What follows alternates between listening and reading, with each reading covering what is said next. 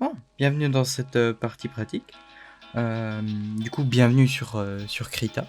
Ici, c'est l'interface de base.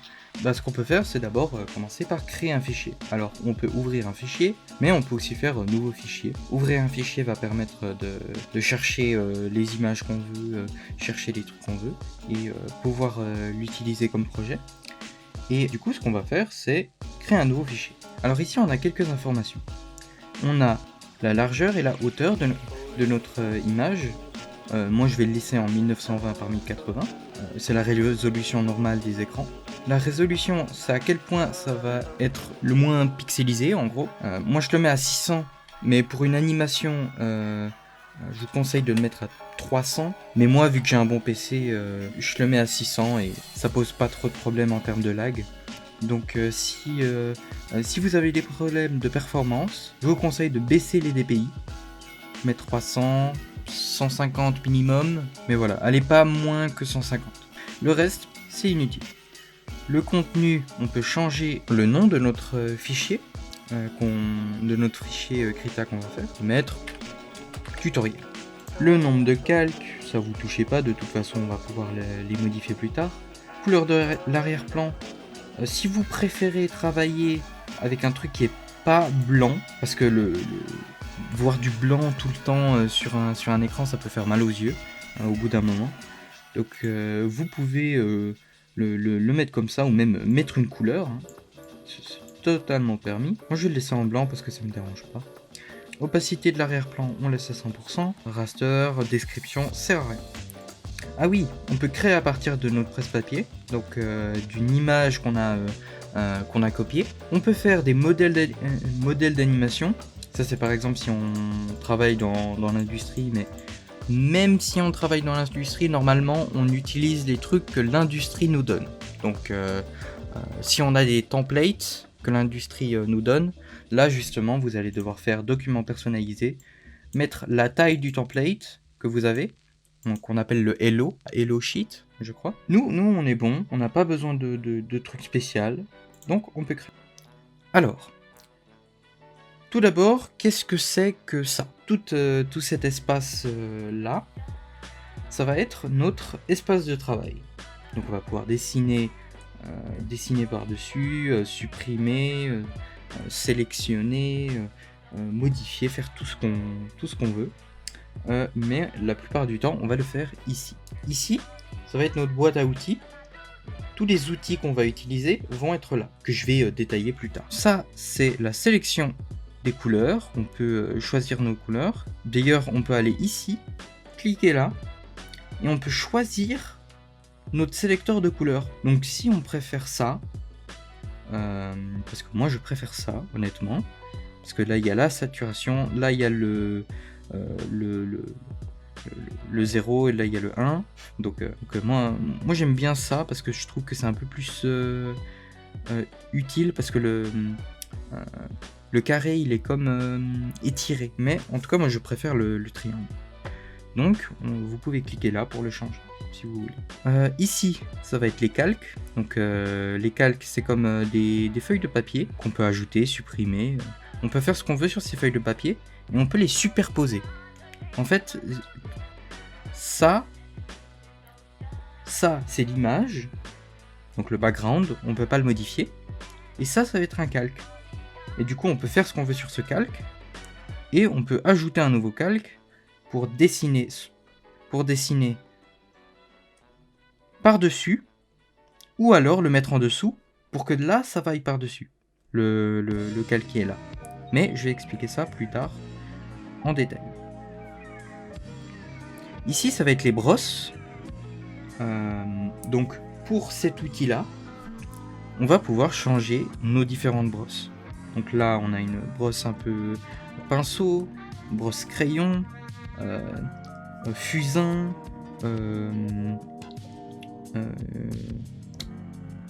stabilo, opacité. On a aussi des gommes différentes. C'est une gomme classique. Et du coup, on a fini cette partie. Ici, on peut créer un nouveau document. Là, on peut ouvrir une nouvelle image. Donc ça va ouvrir un nouveau projet Krita. Ici, on peut sauvegarder. Ça va être un outil plutôt utile parce que comme ça, on peut les mettre à quelque part et que ça reste et qu'on puisse revenir après plus tard. Là, on peut retourner en arrière. On peut retourner en avant. Ici, on peut faire des dégradés. Là, on peut changer les paramètres de notre brosse. Donc, diamètre, facteur, des trucs spéciaux. Là, ça va être la gomme. Donc, en fait, ce que la gomme, elle fait, c'est qu'elle prend le brush, la brosse que tu utilises, et la transforme en une gomme. Donc, si tu as ça, par exemple, tac, tac, tac, et que tu la transformes en gomme, ça fera exactement le même motif, mais en gomme. Bon, bien sûr, si tu prends une brosse gomme, ça va de toute façon être gomme.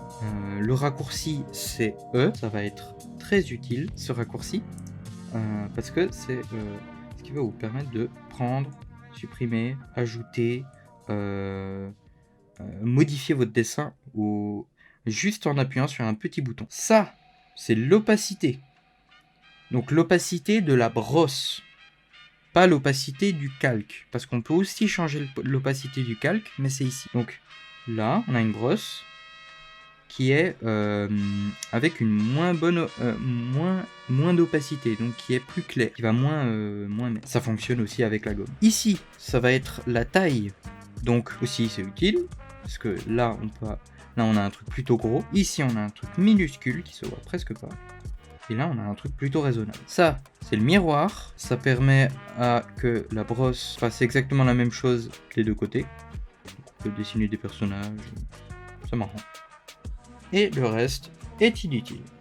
Alors, ici, on va voir les différents outils que vous allez utiliser. D'abord, le brush. Plutôt simple. C'est un outil qui permet de dessiner, de faire des choses. On peut aller ici et modifier tout plein de paramètres pour que ça soit exactement comme on veut. On peut importer des paramètres. Ici, ça va être un outil qui va faire une ligne tout à fait droite, c'est la règle en gros. Ici, ça va être un outil qui va faire un carré. Donc c'est un carré qui est exactement la même taille que la brosse, que le brush ici. Ici, un outil qui va faire un rond. Ici, si on clique, on peut cliquer plusieurs fois, revenir à notre endroit pour faire un polygone. Voilà. Ici, c'est l'outil transforme. C'est très utile avec l'outil sélection. Transforme, si tu le cliques et que tu vas dans calque, enfin, si tu cliques et que tu sélectionnes le bon calque, eh ben, tu peux déplacer ton dessin, tu peux le rétrécir, tu peux appuyer sur Shift pour garder la même taille et du coup le rétrécir et garder sa forme. Parce que là, tu peux aussi le rétrécir comme ça, puis au final, ça garde pas la même taille. Mais si tu appuies sur Shift, ça garde exactement la même taille. Ça, c'est la même chose, mais sauf que on ne peut pas le modifier la taille. Ça va déplacer tout ce qu'on a sur notre carte. Ici, on peut sélectionner une partie et ça va être l'entièreté. Et quand on a fini de sélectionner, on peut appuyer sur Entrée et ça va redimensionner notre projet. Ici, ça crée des dégradés. Donc, voilà, utile. Ici, c'est l'outil pipette. Utile, mais pas utile à la fois, parce que quand on a notre stylo, c'est plus pratique de juste appuyer sur CTRL et cliquer sur l'endroit où on veut prendre une couleur. Donc une pipette, en gros, ça permet de prendre la couleur d'un endroit et de l'ajouter plus tard. Donc utilisez plutôt CTRL. Donc l'outil pipette, en fait tous les outils un peu ne servent à rien parce qu'on peut tous utiliser des raccourcis pour les utiliser. Donc l'outil pipette est plutôt utile. l'outil pot de peinture. Si on a une forme, voilà. Si on a une forme fermée, on peut à l'intérieur ajouter la couleur qu'on veut. On peut faire ça et par exemple le mettre en rouge et ça fonctionne. Les outils de sélection, donc c'est la même chose, par exemple le triangle, l'ellipse, c'est la même chose que celui-là. Celui-là, c'est celui que vous allez utiliser le plus parce que vous pouvez choisir où est-ce que vous voulez avoir votre truc. Donc c'est un lasso, vous prenez la partie que vous voulez avoir, puis après, vous pouvez dessiner que dans cette partie. Ou utiliser les trucs, mais que dans cette partie. Si on veut mettre le bucket tool, par exemple ici, qu'on refait une sélection et qu'on prend que ça, on peut prendre uniquement que ça. Donc l'outil de sélection et l'outil de transform fonctionnent bien ensemble.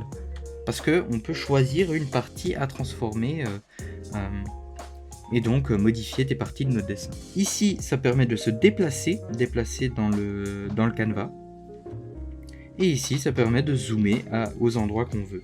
Même si c'est beaucoup plus pratique d'avoir ça, puis de se déplacer comme ça, puis de zoomer, dézoomer en faisant CTRL- et CTRL+.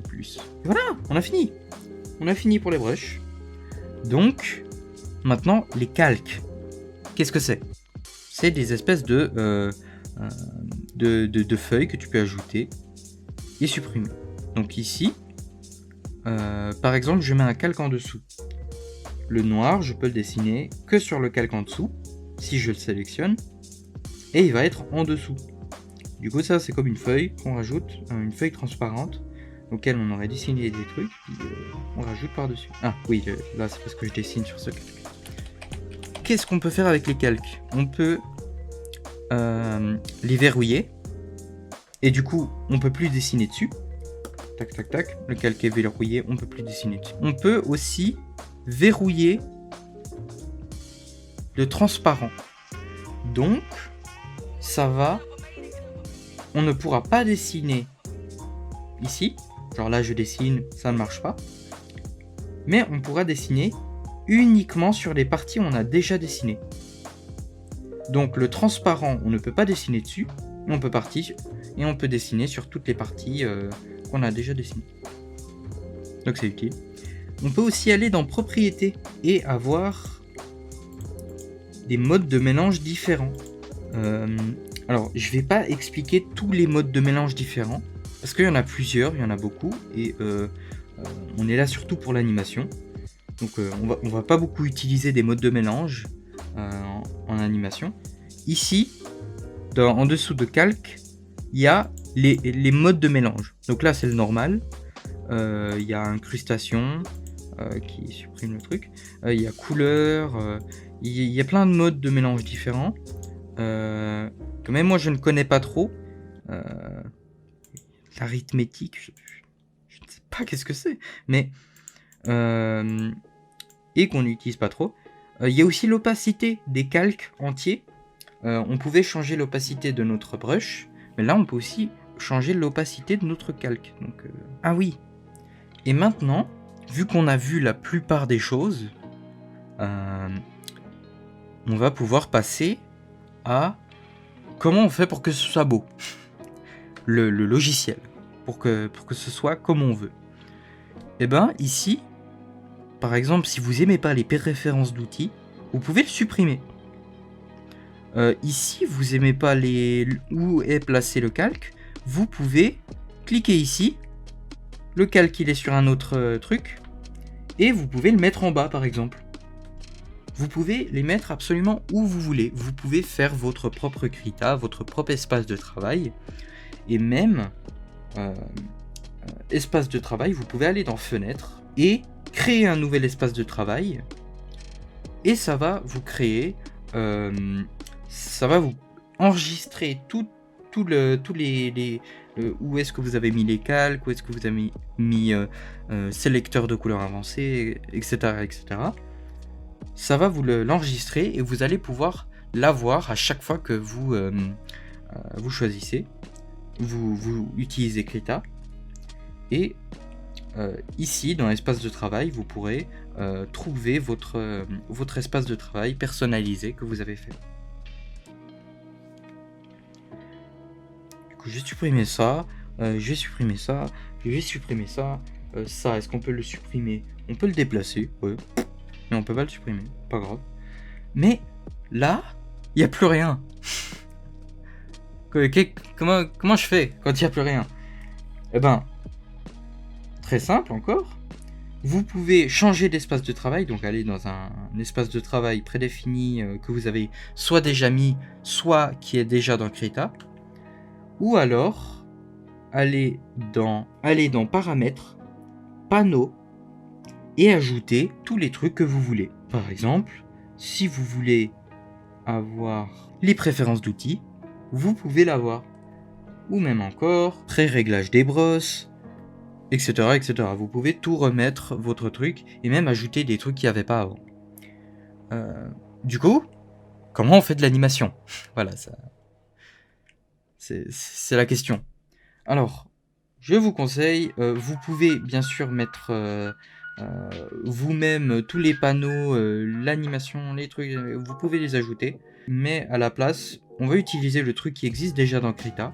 Vous allez dans Fenêtre, Espace de travail, Animation, et voilà. Vous avez de quoi faire de l'animation. Alors, on va voir comment ça marche, cette animation et ce timeline. Alors, l'animation, vous pouvez lui mettre un début et une fin.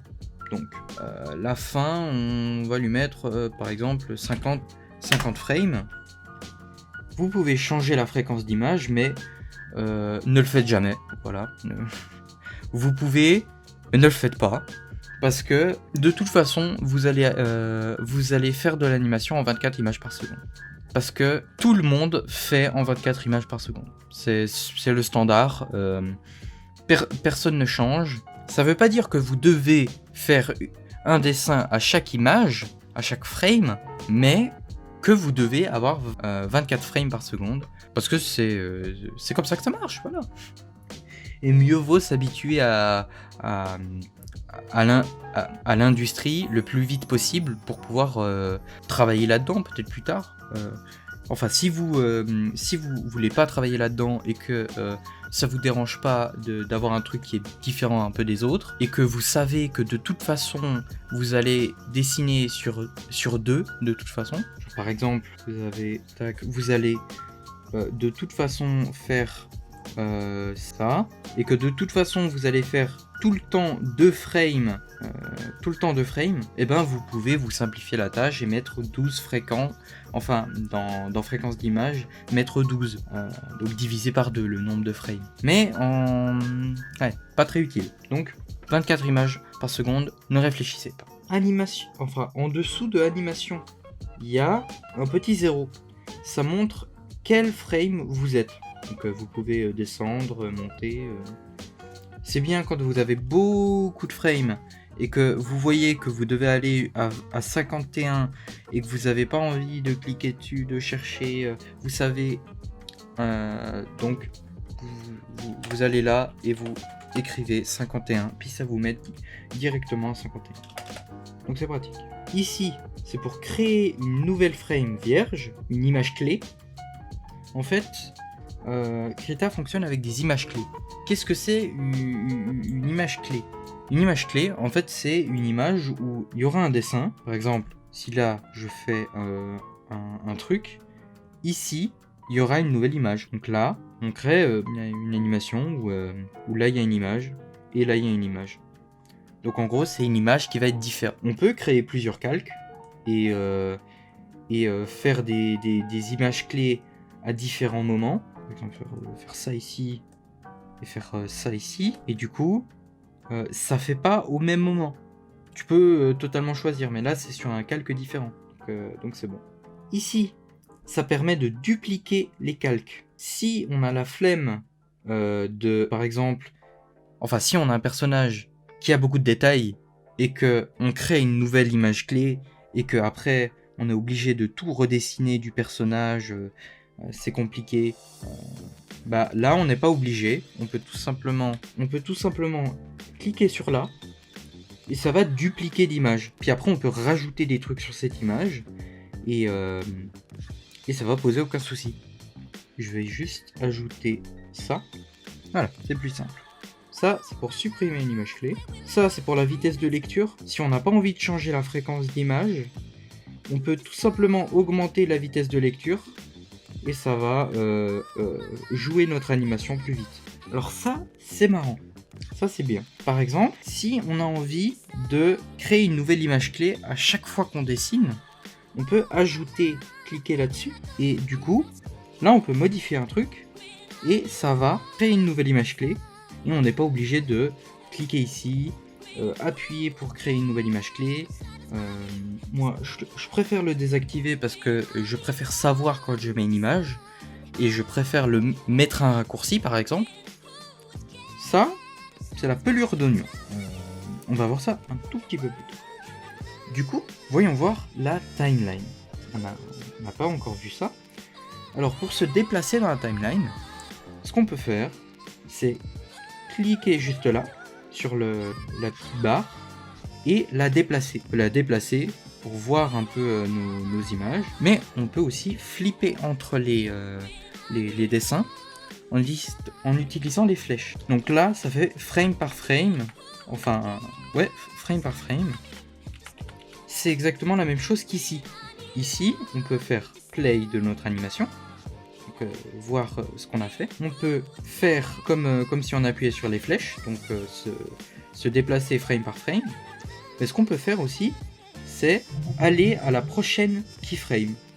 Donc aller à l'image clé suivante. Là, ce que ça va faire, c'est que ça va pas faire frame par frame, ça va directement aller à l'image clé qu'on a fait auparavant. Ici, ça va aller à la dernière image de l'animation, et ici, ça va aller à la toute première image de l'animation. Donc, cette fois, on est bon pour l'animation. Ça, on a tout vu. Ici, on a notre timeline avec les différents calques qu'on a.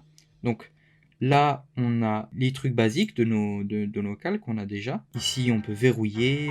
On peut aussi verrouiller le calque transparent, exactement comme les calques. Mais ici, on a un truc en plus. C'est la pelure d'oignon. Alors, tu peux l'activer. Et en fait, ce que ça va montrer, c'est une image avant et une image après. On peut le modifier. On peut faire 2 images, par exemple. Mais ce qui est cool dans ce logiciel, c'est qu'on peut totalement choisir. Par exemple, on peut avoir uniquement la frame 7. Je sais pas en quoi ça peut être utile, mais on peut avoir la frame -7 en image. Donc là, si on va au 7, là, on est à 7 images clés. Et du coup, on a notre 7e frame en arrière qui est montré. Donc, c'est plutôt pratique. Mais pour réellement animer, je vous conseille de soit mettre une frame avant et une frame après, ou alors, si vous avez des personnages qui n'ont pas trop de détails, mettre 2 frames avant et 2 frames après. Ça, par exemple, si vous devez faire un in-between, vous pouvez voir que là j'ai mon truc ici, là j'ai mon truc ici.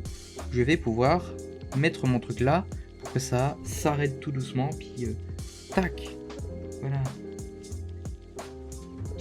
Ça marche, ça bouge. On peut aussi changer la couleur. Donc si vous voulez, je sais pas, du brun. Je vous conseille pas de mettre du brun, mais vous pouvez le faire. Je crois que vous avez bleu et rouge. Quand on commence sans avoir changé quoi que ce soit, on a bleu et rouge. Moi j'ai mis en vert. Donc c'est bon pour la pelure d'oignon. Là on a tout. Mais on a encore des choses qu'on peut apprendre pour se simplifier la vie. Les choses que j'ai dû apprendre avec beaucoup de temps. Par exemple, si on veut ajouter un dessin entre la frame 6 et la frame 7, quelqu'un qui n'aurait pas mon savoir, par exemple, ferait ça, puis après ça, puis après ça, puis après ça, pour déplacer les frames, jusqu'à qu'il y ait un trou ici, puis qu'il puisse ajouter une frame ici. Donc tu peux le faire, mais quand tu as énormément de frames, quand tu as énormément de trucs, tu peux pas tout sélectionner tout le temps. Tu peux pas toujours tout sélectionner et le mettre une frame après. C'est pas possible. Ce que tu peux faire, c'est tout simplement, et c'est fou qu'il n'y ait pas de truc pour activer ça de base. Genre, c'est vraiment juste un raccourci qui sauve la vie. Tu peux appuyer sur Alt, et quand tu vas appuyer sur Alt, tu vas déplacer l'entièreté de ton animation. C'est magnifique. Du coup, là, il n'y a plus d'essayer de « Ah non, mais après, il faut que je fasse ça, il faut que je fasse ça, puis après, il faut que... » Non, tu peux tout déplacer ton animation. C'est incroyable. Et je savais pas ça pendant presque 5 mois à utiliser le logiciel, puis j'ai entendu ça sur un tutoriel, je sais plus lequel, puis je me suis dit « Mais bordel, pourquoi ?» Pourquoi c'est auto-compliqué? Pourquoi c'est appuyer sur Alt? Pourquoi? Mais qu'est-ce que ça fait du bien de savoir que ça existe? Bon, je crois qu'on est bon en termes d'animation. Maintenant, ce que je vais faire, c'est que, vu que je vous ai tout montré comment utiliser le logiciel, ben, je vais faire une animation entière et je vais vous mettre des accélérés, bien sûr. Et je vais m'arrêter à certains moments quand... je me rends compte qu'il y a des trucs utiles que j'ai un peu oublié de vous dire. Donc ben, c'est parti. Donc voilà comment je fais de l'animation. Au début, ce que je fais, c'est que je prends un calque tout vide. Je l'appelle Sketch. Bien sûr, j'ai déjà mon idée en tête de ce que je fais. Moi, pour me simplifier la vie, je ne mets zéro pression de stylo. Je mets pas de trucs fancy, pas de crayon, pas de... Non, rien du tout. On laisse la base des bases. Ok, donc c'est parti, on va pouvoir commencer à faire nos key poses. Comme j'avais expliqué dans l'ancienne vidéo, on va faire nos key poses avant de faire tout, pour après rajouter des in-between pour que ce soit smooth.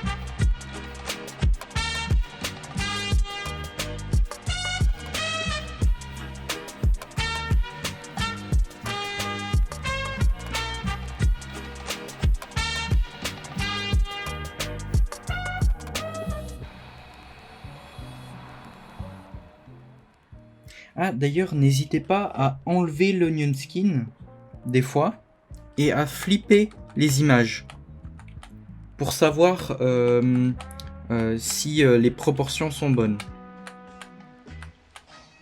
Ah, par exemple, je vois que les yeux sont un peu trop gros.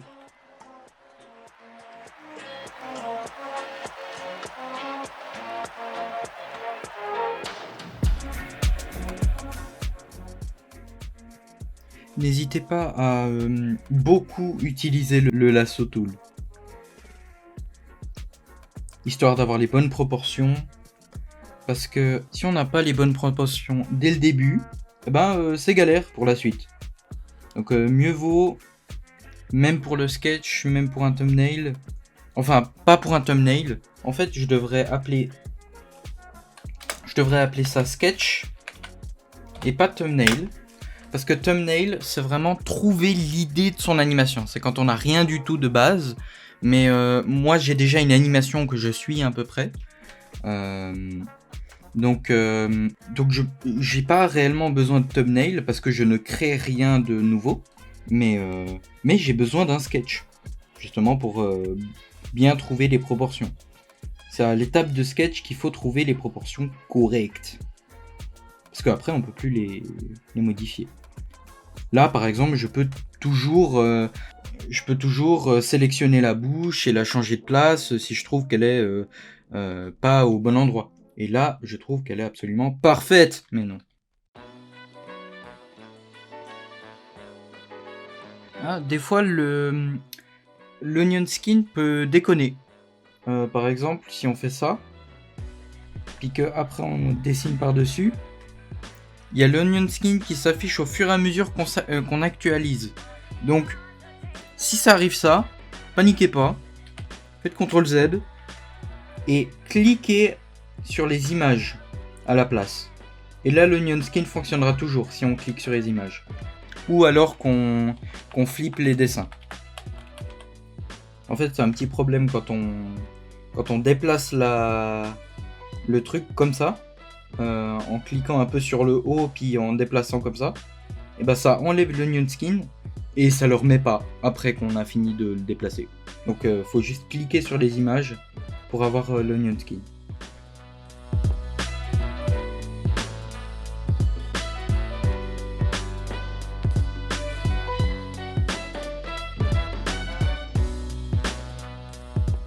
Ok, bon bah j'ai fini les 3 qui posent. Alors, ce que je vais faire, c'est que je vais mettre ces 3 qui posent en Genga, même si techniquement c'est pas réellement un Genga, parce qu'un Genga il faut qu'on ait les différents directeurs et gens qui redessinent par-dessus ton dessin pour que ça puisse être correct, mais on n'est pas dans une entreprise, mais j'appelle ça quand même Genga. C'est le terme qu'on utilise en animation japonaise pour dire une certaine phase du sketch. C'est une phase plus proche de ce que va être sur l'animé au final, enfin qui se fera par-dessus le sketch. Ça, je mets en opacité plus pour pas les igner sur l'opacité, hein. Enfin sur la petite de l'opacité, genre 15%, entre 15 et 30%, faut mettre. Ce que je vais faire, c'est que je vais faire plusieurs calques. Un calque qui s'appellera Genga Line, un qui s'appellera Genga Shadow, non, en dessous, Genga Shadow je vais le mettre par dessous, et un autre que je vais appeler Genga Séparation. J'expliquerai ça plus tard. Je fais beaucoup de choses à plus tard. Alors, ce qu'on va faire sur Genga Line, ça va être simple. On va ajouter des détails, on va faire que ce soit bien propre en une seule ligne.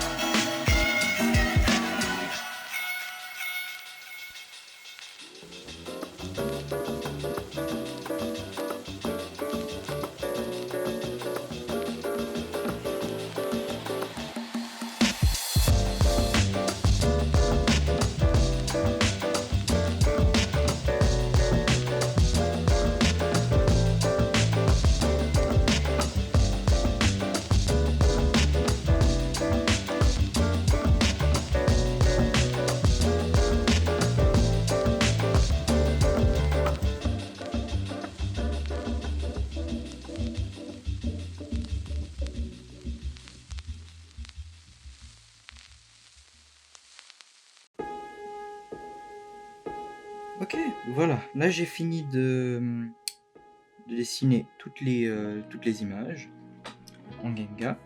Alors, ce que je vais faire, c'est les lignes de séparation maintenant. Alors, c'est quoi les lignes de séparation?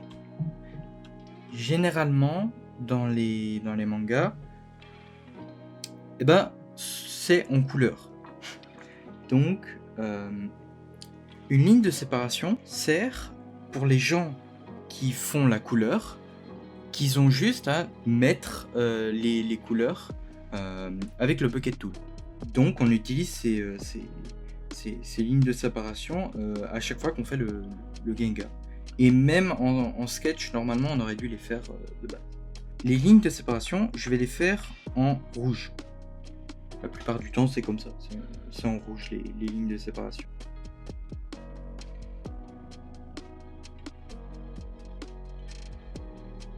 Alors je mets le calque en dessous et je fais les lignes de séparation aux yeux.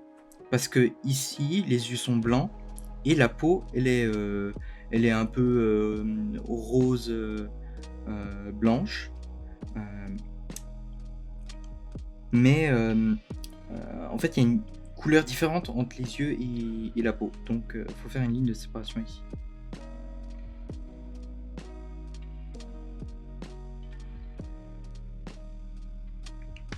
La prochaine chose qu'on va faire, c'est les ombres.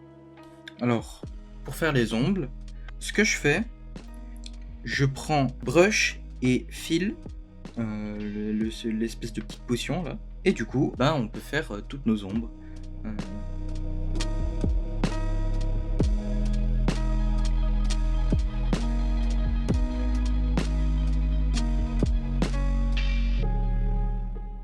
En fait, je sais pas pourquoi, mais elle me stresse cette technique. Je vais utiliser une autre. Donc, l'autre technique, c'est aussi, en fait, là, tu dois avoir un raccourci en plus pour le bucket, mais du coup, tu utilises ton brush de base, tu fais l'endroit où tu veux faire l'ombre, et après, t'as plus qu'à utiliser le bucket tool en utilisant F.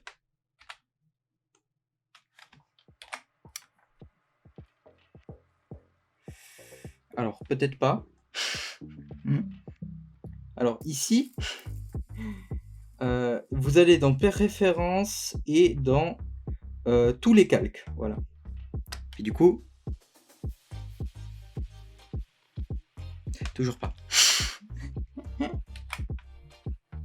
vais devenir fou. Peut-être baisser le seuil, en fait. C'est peut-être ça. J'enlève le sketch.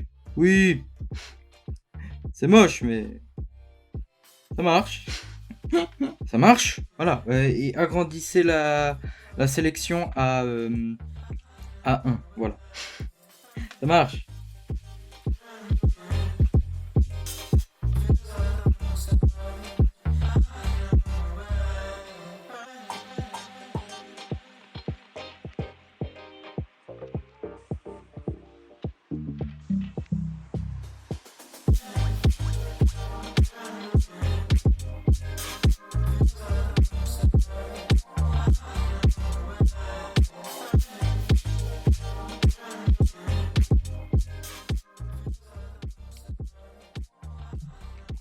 Voilà.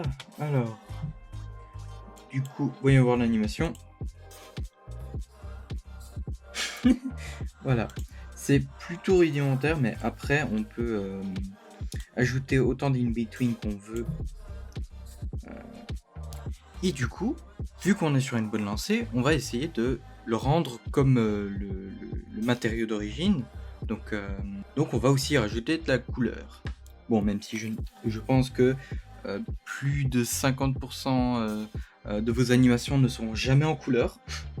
Mais ça dépend, peut-être vous aimez bien mettre de la couleur. Alors, pour ajouter de la couleur, vous mettez un calque couleur. On va même appeler color flat. Qu'on va mettre en dessous du line.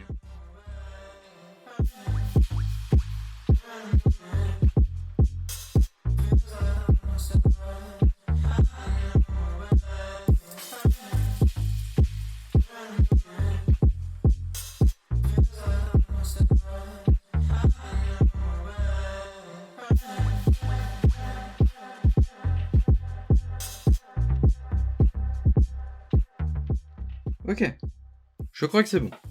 Alors, pour faire les ombres, c'est simple, on va tout simplement créer color ombre, nouveau calque comme ça, et on va mettre ça en dessous, color Genga shadow. Bien sûr, les petits malins dans la salle diraient oui, on peut le mettre en multiply et baisser l'opacité. Alors oui, Oui, c'est possible. Mais je préfère le faire du bon côté. Du bon côté de la force. Parce que... ouais, voilà. En vrai, comme ça va quand même. De loin. De très très loin.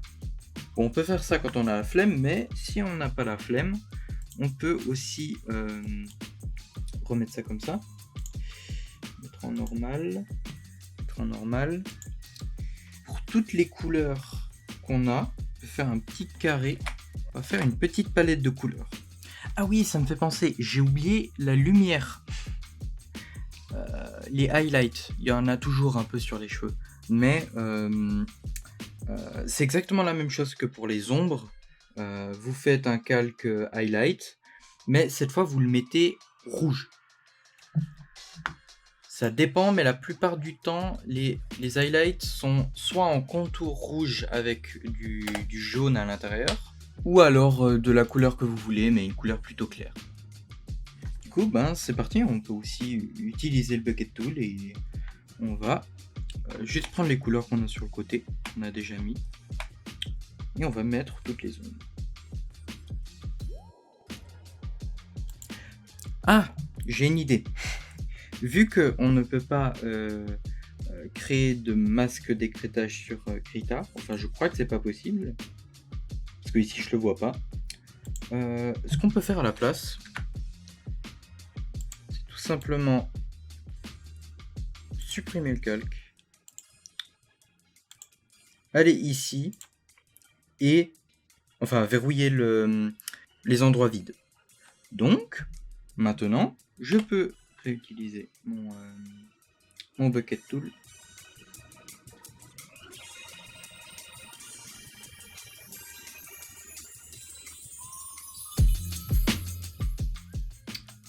Voilà. Du coup, on peut supprimer ça. Et après, ce que vous pouvez faire pour aller encore plus loin, c'est prendre ça, prendre les couleurs, prendre tout ça, et le mettre sur votre logiciel de compositing préféré, After Effects, puis ajouter des effets, des lumières différentes, etc. etc. Et du coup, là, je suis allé le plus loin que j'ai envie d'aller parce que pour vous montrer. Et après, il y a plus. Après, c'est littéralement un autre métier. Donc là, vous avez toute la base pour l'animation. Puis après, j'appelle plus ça de l'animation, j'appelle ça du montage ou du compositing. Donc voilà.